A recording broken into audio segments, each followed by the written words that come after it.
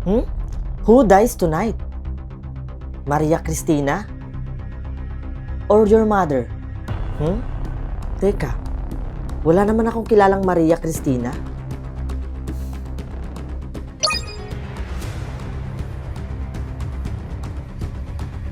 Alam mo ba, pinili kong mamatay yung yaya ko kasi may relasyon sila ng daddy ko.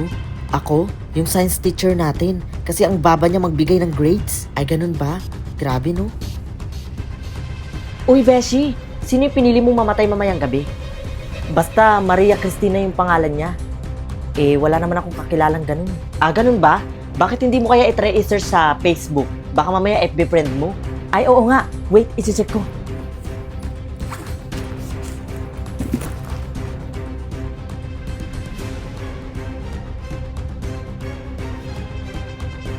Uy guys, nanonood nga po pala ako ng mga movie dito sa My Lock TV. Oh my God guys, magkakaroon na pala ng The Legendary Cook Soldier sa May 11 dito sa Lock TV. Oh my gosh, nakaka-excite. Wala naman akong FB friends na ganun yung pangalan eh. Pero hayaan mo na, kaysa naman yung mami ko yung piliin kong mamatay, di ba? Sa bagay.